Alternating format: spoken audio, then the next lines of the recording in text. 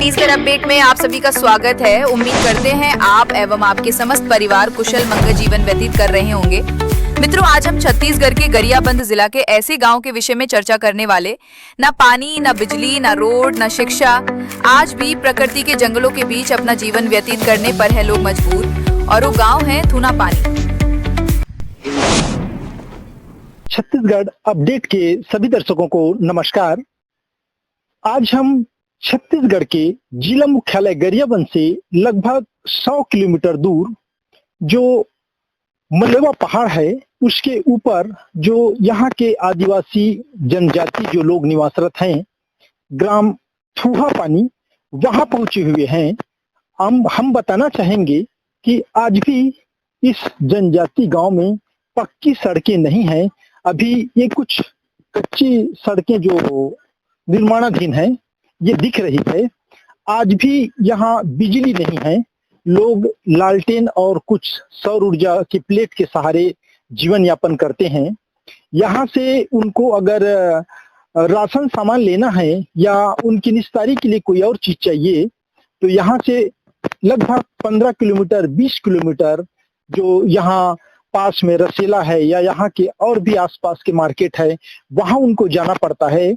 और आज जहां लोग एक जिंदगी की रेस में, दुनिया की चकाचौंध में, देश की स्वतंत्रता के बाद जहां विकास की गति पकड़ी और लोगों का जीवन शैली जिस प्रकार परिवर्तन हुआ, लेकिन हम आज भी यहाँ आकर देखेंगे तो ये लोग आज भी ऐसे लगता है इस गांव में पहुंचने के बाद कि हम कुछ पिछले सदी जो लोग जिंदगी जीते थे गांव में वैसे यहाँ एहसास होता है। और लोगों के पास उतनी साधन सुविधा भी नहीं है, फिर भी ये लोग इस वनांचल के जहाँ इनके पूर्वज बस चुके हैं वहीं रहना चाहते हैं और जो वनोपज है, अपनी जो थोड़ी बहुत खेती बाड़ी है, उनसे ये अपना जीवन यापन करते हैं। और एक प्रकृति की गोद में लोगों की भीड़ भाड़ से, शोर शराबे से दूर इसी जिंदगी में आज भी लोग जीवन यापन करते हैं। और आज भी लोग इन कच्चे मकानों में रहते हैं। शायद यहाँ इन परिवारों को पीएम आवास भी अभी तक नहीं मिला है। और आप देखेंगे ये जो सौर ऊर्जा का जो प्लेट लगा है उसी में यहाँ का जो रात में जो प्रकाश की व्यवस्था है उसी में रहती है और लोग इसी के सहारे अपना जीवन जीते हैं। और यहाँ हम पक्के घरों की बात करें तो बहुत कम दिखाई दे रहा है, ना के बराबर दिखाई दे रहा है। और यहाँ की जो सड़कें हैं वो भी निर्माणाधीन है, यहाँ कोई पक्की सड़क नहीं है। फिर भी लोग यहाँ रहकर अपना गुजारा करते हैं। इनके जो पूर्वज थे प्रकृति के बीच यहीं बसे और आज भी ये लोग यहीं रहना पसंद करते हैं। आइए यहाँ की कुछ मूलभूत सुविधाओं के बारे में यहाँ के जो निवासी हैं उनसे हम बात करते हैं। दीदी, आपके नाम क्या है? पार्वती। आप यही गांव के हो? यहाँ पानी आप कहाँ से लाते हो? पिए पानी कुआं से लाते हैं, नदिया से। तो यहाँ बोरिंग नहीं है? नहीं, बोरिंग है तो खराब है पानी। अच्छा, वहाँ से नहीं लेते हो? तो अभी भी आप लोग नदी से लाते हो पानी? हाँ। ऐसे झरिया खन के? हाँ। और स्कूल कहाँ तक है यहाँ? स्कूल नहीं है। तो आंगनवाड़ी है?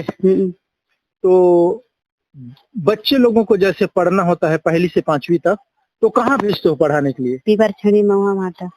तो वहाँ हॉस्टल में रहते हैं? यहाँ से कितना दूर होगा? बहुत दूर होते हैं। तो बच्चे लोग रह जाते हैं वहाँ? हाँ। छोटे बच्चे? हाँ। फिर बीच बीच में मिलने जाते हो? हाँ। यहाँ अभी बिजली नहीं है तो रात को प्रकाश के लिए कैसे करते हो? जैसे खाना बनाना है या खाना खाने बैठते हो तो क्या लाइट की क्या व्यवस्था रहती है? लाइट जलाते हैं। किसमें जलता है? सूर्य के लिए। अच्छा, कितना लाइट जल जाता है उसमें? 1-2 लाइट जलते हैं। 1-2 लाइट। और फिर जैसे टीवी टेलीविजन वगैरह, टीवी वगैरह जैसे देखना है तो नहीं चलता है? यहाँ मतलब टीवी नहीं है? नहीं। लाइन का कोई साधन नहीं होने के कारण नहीं है ना। तो जैसे मोबाइल वगैरह चलाते हैं तो मोबाइल को किस में चार्ज करते हो? बैटरी में।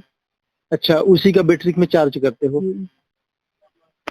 आज भी हम इस युग में इस गांव की स्थिति देखें, हालांकि सरकार की कई योजनाएं भी चलती है और सरकार प्रयासरत भी है कई जगह इन व्यवस्थाओं को लेकर। शायद अभी ये मिट्टी मुरम डल रहा है, रोड की तैयारी है ऐसे लग रहा है, लेकिन यहाँ बिजली की व्यवस्था नहीं है। आज भी लोग जो सौर ऊर्जा लगा है उसी में लाइट जलाते हैं और उनका जो खाना पीना होता है उसी के सहारे होता है और उसी में मोबाइल को थोड़ा बहुत चार्ज करते हैं और उससे काम चलाते हैं। अगर बच्चों की शिक्षा की बात करें तो यहाँ जो आदिवासी और विशेष पिछड़ी भुंजिया जनजाति के लोग निवासरत रहते हैं, लेकिन आंगनवाड़ी की व्यवस्था है और प्राथमिक शाला की भी व्यवस्था यहाँ नहीं है। यहाँ से बच्चों को अगर प्राथमिक शिक्षा देना है तो यहाँ से 15, 20, 25 किलोमीटर रुआड़, रसेला जैसे अपने छोटे बच्चों को ले जाकर वहाँ के छात्रावास में छोड़ते हैं, तब इनकी प्राथमिक शिक्षा पूरी हो पाती है। वास्तव में आज के समय में हम बात करें इस मॉडर्न समय में, तो इस गांव की दशा देखकर आज भी लगता है कि प्रशासन को और सरकार को ऐसे जनजातियों, ऐसे गांवों के लिए बहुत कुछ करना बाकी है। वास्तव में ये जो आप रास्ते देखोगे, पहाड़ का एक गड्ढे नुमा कठिन होकर कच्ची रास्ता बना हुआ है, नीचे पूरा बोल्डर और गिट्टियां हैं। जो वहाँ के जनजाति समुदाय के लोग हैं वो इसी रास्ते से अपना जो मूलभूत चीजें हैं, जो वस्तु खरीदी करनी रहती है, इसी में उनको आना और जाना उनकी मजबूरी है। बरसात के दिनों में और काफी भी खराब रहता है। में ये जो गांव है, आप जो पीछे पहाड़ी देख रहे हैं, वो पहाड़ी के बाद जो बड़ा पहाड़ बूढ़ा पहाड़ है, उसके नीचे ये जनजाति गांव की बसाहट है। आप देखोगे इनकी ये घर है रहने का। बारिश में ये लोग कैसे रहते होंगे ये देख के अनुमान लगाया जा सकता है। चिकनी मिट्टी और लकड़ी से बना एक कच्ची घर है और जनजातियों का ये जो घर है इनकी एक अलग विशेषता है, अलग पहचान है।